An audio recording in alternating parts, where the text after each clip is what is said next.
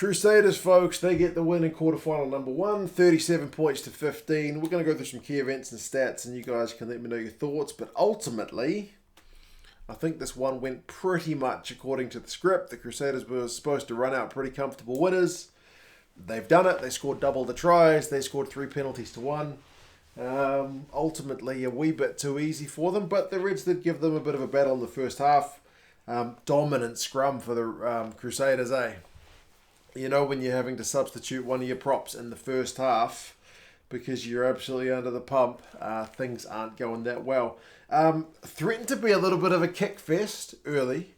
There was a little bit of that tentative start, which maybe you expect. Reds go in front, 3 points to 0. Happy days, you're away from home. Get a lead over the Crusaders, maybe put some pressure on them. No. 3 points to 0, and then immediately muck up the restart and give 3 points back to the Crusaders. Like, honestly, how many times have I said it? You go down to Christchurch, you've got to be so sharp. There's very little margin for error, and not being able to catch the ball on a restart is like, come on, man, that's training field stuff. You needed to get that one, but it's 3 points apiece, and then the Reds get punished more when Will Jordan gets the first try of the game. Temo had to check that he'd grounded it before Vunivalu was able to hold him up, but they give that one. So 10 points to 3, some pretty slick hands in the build-up for the Crusaders, to be fair. And man, Will Jordan can make something out of nothing. That being said, the Crusaders were also guilty of a little bit of, I don't want to say slack, but just like, giving an error to the opposition, which creates a chance. And it's a line-out for the Crusaders. A line-out gone wrong literally leads to the Vunivalu try. Basically, it's just turnover ball. Crusaders aren't ready for it. Reds do really well to spread it, and Vunivalu takes the score pretty well, manages to beat his man. So 10 points to 8. That's game on. They managed to kind of keep the lead tight enough. It was like 16-8 at half-time. The Crusaders scrum's getting on top. Fotuaika has to get substituted. That's probably a wise move because they were under the pump. But yes, the Crusaders ticked the scoreboard over with a couple of penalties. Crusaders' handling maybe wasn't the best in the first half. But yeah, 16 points to 8, far from game over. But maybe a little bit ominously, the Crusaders have already been denied, I think, 2 tries in the first half. Taylor got held up, and then they chalked off another one for a knock-on in the build-up. So it's 16-8, which, as I said, still game on. But the signs are there that the Crusaders are going to unleash. They've had 58% of the ball, the Crusaders, but they've also knocked it on 7 times to 3. So that's what I mean. Like, it's just not quite out of that maybe third gear for the Crusaders, which is scary. And penalties conceded is 9-2 to the Reds. The scrum, as I mentioned, is getting hammered. Fotuaika's conceded 4 of those 9. So pretty brutal. Second half, though, flying start for the Reds. A line-out set play. Proper thing of beauty. Really, really cut the Crusaders guys to ribbons. Dalgunu's the man who ends up finishing it off. He's got nobody near him, man.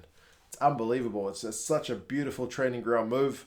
16-15, 1-point game. Absolutely game on. But what did we say about not mucking up opportunities? They have a chance to go in front on, I don't know, how many 1 minutes was it? Like 50? Before 50? But Crichton misses the penalty, and then that's the scoring done for the Reds. Essentially, the Dalgunu try. They had the missed penalty, which would have sent them in front. But from that missed opportunity, they don't really get much going at all, man. It's all the Crusaders. They had some good maul defence, the Reds, but then they had to set a scrum, and the scrum got immediately penalised. And from there, the Crusaders backed themselves. They didn't just take the 3 more and ends up getting a try. They tapped it. Next phase, or 2 phases later, he's able to go over in space, 23-15.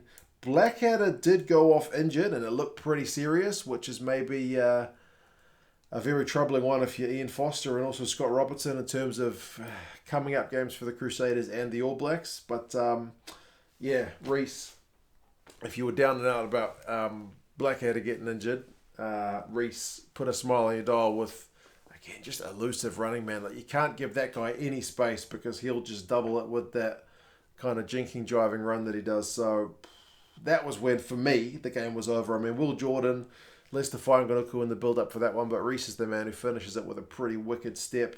McDermott for the Reds goes off as well. He did look alright at the end of the game, but he looked pretty sickly as he went off on a stretcher. And then Tamaiti Williams on 74 minutes puts the final nail in the coffin, even if there was any doubt. Man, Crusaders are just too good. They're even denied one last one. George Bridge was denied one for again. It was Tamaiti Williams with a knock-on in the build-up. So, yeah, man, Crusaders are just too good. It's kind of unsurprising that this is the result we expected. As I mentioned, the Reds were doing all right to be within touching distance at half-time. They brought it within a point just after half-time, and they could have even been in front had they not missed the kick. But the Crusaders have 3 tries chalked off, and they still managed to win by, 20-odd points. So, yeah, it's a pretty brutal one. Run meters 483 to 322. Knock-ons, the Reds actually overtake the Crusaders in that second half. So total is 10-9, so they were a bit guilty of that. Clean break 6-2 to the Crusaders. Penalties conceded 16 by the Reds, 7 by the Crusaders. Both sides tackle in the mid-80s. Reece, 5 defenders beaten. Cullen Grace, man, outshines Harry Wilson. Harry Wilson I talked up in the build-up. Harry Wilson makes 14 out of 16 tackles, which is solid. But he carries the ball 15 times for 25 metres. That's being kept quiet. Whereas Grace carries 11 times for 40 metres and manages to beat 3 defenders. So, yeah, man. Crusaders are good. The Crusaders are good. They will host the semi-final next week. We still wait to see who their opponent will be. But happy times if you are a Crusaders fan. Reds are out. Season is done. Started with a bit of a hiss and a roar, but ended maybe on not the best note. But, I mean, no one was going to have a fun time of it going down to Christchurch in the quarterfinal. So, yeah, they didn't disgrace themselves. As I mentioned, they could have been in front. But the small margins, man, if you don't get them right, and if your scrum's under the pump, you're going to get punished, and that's what happened. So, yeah, we'll see what happens in the next 3 games on the Saturday, but you guys let me know your thoughts on this one for the Friday, and, yeah, I'll talk to you guys again soon. See you later.